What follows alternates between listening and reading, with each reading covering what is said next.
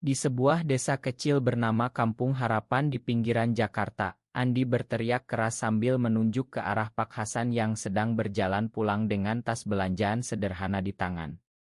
"Lihat tuh eteran gay itu. Pasti lagi mikirin cowoknya yang dulu, makanya jalan melamun sendirian seperti orang kesepian." Tawa Andi dan tiga teman sekolahnya langsung meledak, menggema di jalan tanah berdebu, membuat beberapa warga yang lewat menoleh dengan wajah canggung dan cepat-cepat menunduk. Andi, remaja 18 tahun dengan rambut di-styling rapi ala anak kota, kaos polo branded yang selalu dia banggakan, dan sepatu sneakers mahal yang dibeli dari uang jajan berlebih, merasa dirinya adalah raja kecil di desa ini.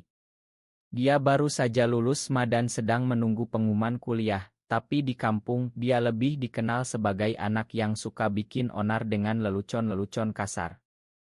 Hari ini, targetnya adalah Pak Hasan, pria paruh baya yang tinggal sendirian di rumah kayu kecil di ujung desa. Pak Hasan, veteran militer berusia 58 tahun, selalu tampil rapi dengan kemeja lengan pendek dan celana panjang hitam sederhana. Tubuhnya masih tegap meski sudah tua, wajahnya yang tajam dengan garis-garis keriput halus selalu menyimpan senyum tipis yang jarang sekali hilang.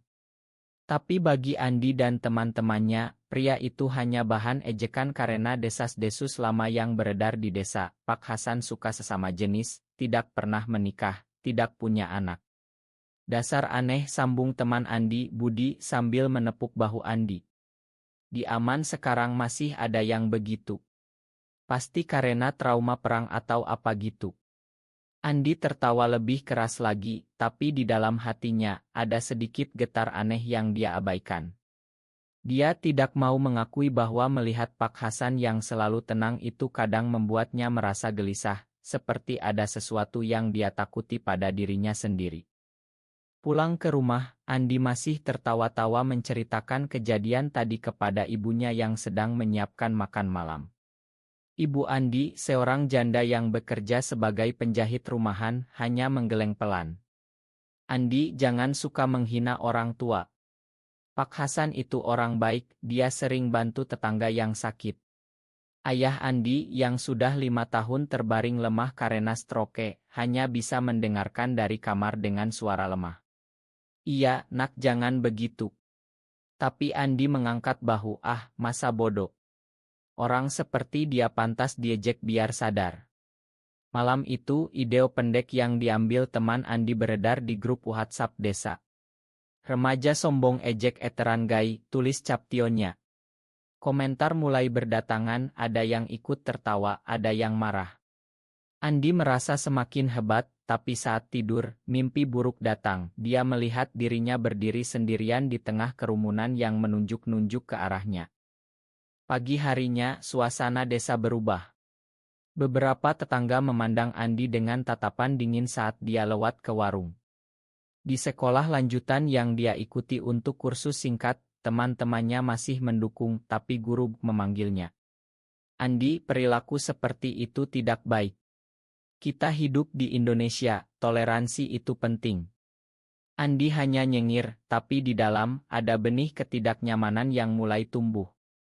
Sore harinya, dia melihat Pak Hasan lagi, kali ini sedang membersihkan halaman rumahnya yang kecil. Pria tua itu menyapa tetangga dengan ramah, membantu seorang ibu membawa air. Kenapa dia bisa begitu tenang, gumam Andi dalam hati. Dia pulang dengan hati gelisah, tidak tahu bahwa ejekan kecil itu baru saja membuka pintu rahasia besar yang akan mengguncang seluruh hidupnya. Video ejekan itu terus menyebar, dan Andi mulai merasakan akibatnya yang tak terduga. Di warung kopi dekat rumah, para bapak-bapak berbisik saat dia lewat, "Anak itu sombong sekali. Tidak tahu sejarah." Ibu Andi marah besar malam itu, "Kamu bikin malu keluarga, Andi. Pak Hasan pernah bantu ayahmu dulu, loh." Andi menggeleng keras, "Mana ada buktinya, Bu. Dia cuma eteran biasa." Tapi dalam hati, dia mulai penasaran. Best friend-nya, Rian yang tinggal di desa sebelah dan sering main ke rumah, datang sore itu dengan wajah serius. "Bro, ide lo viral. Banyak yang bilang lo keterlaluan. Gue sih setuju lo bercanda, tapi Pak Hasan itu orangnya baik banget. Dia sering kasih sumbangan diam-diam buat masjid. Andi tertawa gugup, lo juga bela dia. Lo gaya. Rian langsung diam, wajahnya memerah sebentar sebelum balik bercanda. Tapi Andi merasa ada yang aneh dengan reaksi temannya itu. Malam harinya, saat keluarga makan malam bersama ayah yang duduk di kursi roda, Ibu Andi bercerita pelan tentang masa lalu. Dulu, waktu banjir besar tahun 2010, air naik cepat sekali. Ayahmu hampir tenggelam bawa kamu yang masih kecil. Ada seorang tentara yang datang selamatkan kami dari atap rumah yang hampir roboh. Kami tidak tahu namanya saat itu. Andi mendengarkan setengah hati, tapi kata-kata itu menggantung di pikirannya. Keesokan paginya, dia diam-diam mengikuti Pak Hasan dari kejauhan. Pria tua itu pergi ke makam kecil di belakang desa, meletakkan bunga di satu nisan sederhana bertuliskan Naman Slamet. Andi melihat Pak Hasan berdoa lama, bahunya sedikit gemetar. Siapa Slamet, gumam Andi. Di sekolah kursus, teman-temannya masih mendukung ejekan, tapi ada satu guru yang memanggil Andi lagi. Anak muda, jangan cepat menghakimi. Setiap orang punya cerita. Andi pulang dengan hati berat. Sore itu, dia melihat Pak Hasan membantu seorang lansia membawa kayu bakar. Gerakan pria tua itu penuh kesabaran, senyumnya tulus. Andi merasa ada sesuatu yang retak di dalam dirinya. Malam harinya, dia mencari di ponsel, Eteran Gay Indonesia. Banyak berita tentang diskriminasi, tapi juga cerita tentang keberanian. Andi mematikan ponsel dengan cepat, tapi tidurnya gelisah lagi. Besoknya, desa mengadakan gotong royong membersihkan sungai. Pak Hasan ikut bekerja tanpa banyak bicara. Andi yang terpaksa ikut karena ibunya memaksa bekerja di sisi berlawanan. Saat istirahat, dia mendengar Pak Hasan bercerita pelan kepada tetangga tentang teman lama yang hilang dalam tugas. Kata teman itu dicapkan dengan nada lembut yang membuat Andi merinding. Mungkin dia memang sendirian karena itu, pikir Andi. Tapi dia masih menolak mengakui bahwa ejekannya telah membuka luka yang lebih dalam, tidak hanya untuk Pak Hasan, tapi juga untuk dirinya sendiri yang mulai mempertanyakan segalanya. Penasaran Andi semakin besar setelah mendengar bisik-bisik tentang banjir 2010. Dia diam-diam mencari koran lama di rumah neneknya yang tinggal di desa sebelah. Di tumpukan kertas kuning, dia menemukan kliping kecil, prajurit Kopassus selamatkan keluarga korban banjir di Kampung Harapan.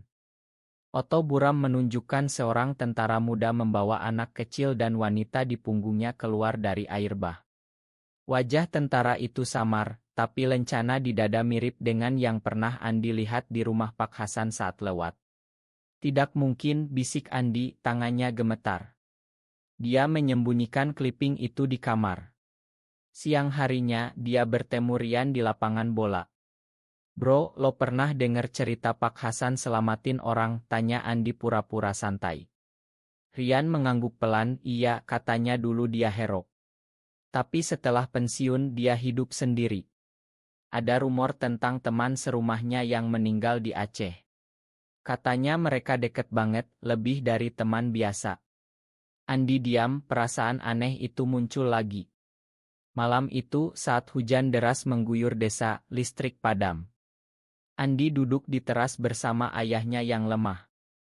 Ayah bicara pelan, nak, dulu waktu banjir, ada prajurit yang angkat aku dari air. Dia bilang namanya Hasan. Dia bilang saya lakukan ini karena saya tahu rasanya kehilangan keluarga. Andi terdiam. Besok pagi, dia pergi ke rumah Pak Hasan dengan alasan meminjam parang. Pak Hasan menyambut ramah, masuklah, nak. Minum teh dulu. Rumah kecil itu rapi, ada oto hitam putih seorang pria muda berpakaian seragam di dinding, senyumnya cerah. Pak Hasan melihat Andi memandang oto itu. Itu Slamet, teman terbaikku. Dia pergi tahun 2005 di Aceh. Suaranya tenang, tapi ada getar. Andi pulang dengan hati berdebar. Di sekolah, teman-temannya masih menggoda, lo sekarang bela eteran gaya. Andi marah, tapi kali ini marah pada dirinya sendiri. Sore harinya, banjir kecil melanda desa lagi karena hujan deras.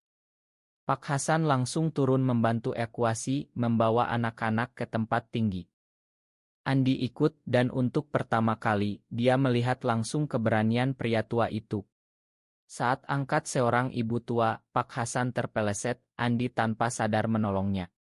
"Terima kasih, Nak," kata Pak Hasan sambil tersenyum. Malam itu Andi tidak bisa tidur. Clipping koran di tangannya terasa panas. Dia mulai mengerti bahwa ejekannya bukan hanya kata-kata kosong, tapi luka yang dia buat pada seseorang yang pernah menyelamatkan nyawanya tanpa dia tahu.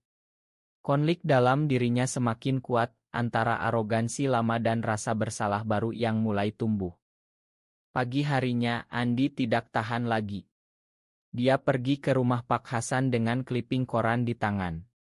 "Pak, ini Bapak ya?" tanyanya dengan suara bergetar. Pak Hasan memandang oto lama itu lama sekali, lalu mengangguk pelan. "Iya, Nak. Itu aku 20 tahun lalu. Banjir waktu itu parah sekali. Aku sedang cuti di desa ini, kebetulan lewat dan lihat rumah kalian hampir roboh. Ibumu menggendong bayi kecil yang menangis. Aku angkat kalian semua ke tempat aman." Andi merasa dunia berputar. "Kenapa Bapak tidak pernah bilang?" Pak Hasan tersenyum tipis, "Karena tidak perlu. Aku lakukan karena tugas, dan karena aku tahu rasanya kehilangan orang yang dicintai." Lalu pria tua itu bercerita pelan tentang Slamet, teman serumahnya di militer. Mereka bertemu di pelatihan Kopassus, saling jaga di medan perang, berbagi rahasia di malam gelap. "Di Indonesia, kami harus sembunyi. Tapi kami bahagia dengan cara kami." Suara Pak Hasan tenang, tapi matanya berkaca-kaca. Andi mendengarkan tanpa kata, air mata jatuh tanpa sadar. Dia ingat semua ejekan yang dia lemparkan, semua tawa yang dia buat. Pak, aku tidak tahu."